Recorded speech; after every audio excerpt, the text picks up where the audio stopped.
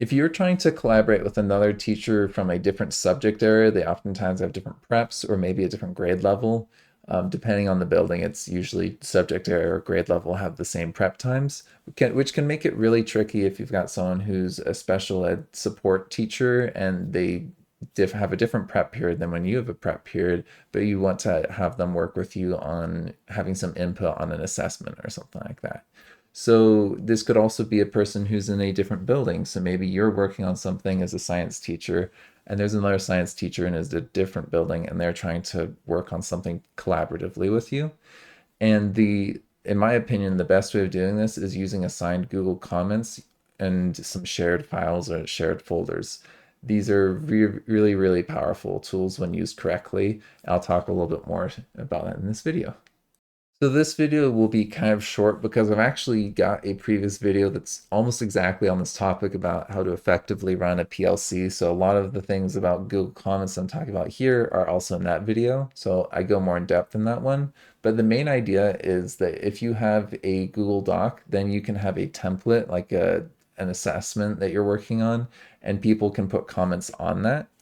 Or you can have this so you're keeping track of conversations for meetings or something like this. So you could have like a Google Doc where everyone is working on this Google Doc to talk to each other and link to different things that they're doing. So that's also very effective. So if you're doing that, then it doesn't matter if you're working on this at a different time than someone else. You can put comments down there and they can read that in their own time and then put responses in as well. But what's really cool is if you use assigned comments. So if you wanted to say like something about this and you're like, can like learn you finish this part, then that will be assigned when you do the at and then that person's name and it gets assigned to them. It should send them an email. It might take a minute for it to send me my email, but this will end up giving that person an email as it's been assigned to them. Then they need to mark it as being done, or if it's not done, and then other people can put comments on this to check in on this. So you could say, could you do this by like 9:27 or something like that, and just have an ongoing conversation about a relevant piece.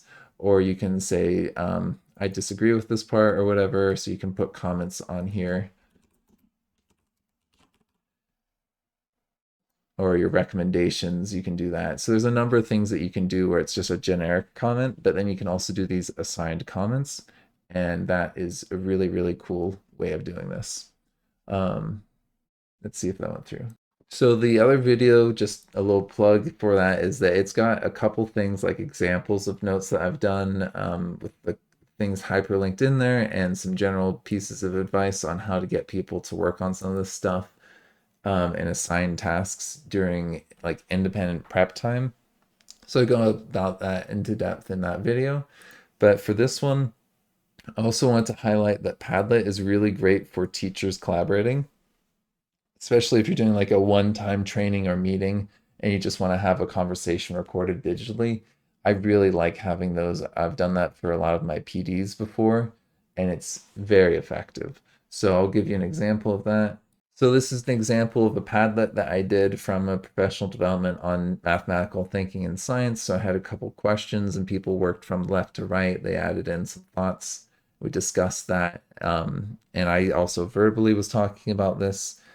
So, but this was a nice thing of just having everything recorded that people wanted to have recorded down and their thoughts, and just put everything in one kind of clean looking area that's a little bit better than a Google Doc, which is going to have everyone adding to the same area and it can kind of mess with the formatting. So if you're doing like a one-time PD or training or something like that, I really like Padlet because that can help you with this.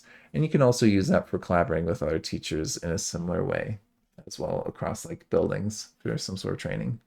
Thank you for McLearning with me. Before you go, please check out the following services that I offer with my business. So if you click the link in my videos, this goes to my website. I might be changing it from Podia because I'm no longer doing the interactive videos for sale. I might put those up for free.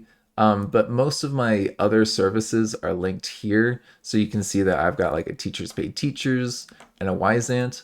The Teachers Pay Teachers has a lot of my assessments that I have for like the NGSS, as well as lessons that I made when I was actually a teacher in the classroom. So I've got quite a few things like CERs and other things on there. If you want to get one-on-one live support from me, either like with science or like working on like teaching support lessons and that kind of stuff, you can sign up through Wyzant. I have a link to there where you can contact me there, and we can schedule hourly appointments. And I've got a few other things on here like a Facebook page, and other social media. And if you're interested in getting professional development with me for like a team of teachers, a whole page with information on that. So yeah, feel free to check that out. Thank you.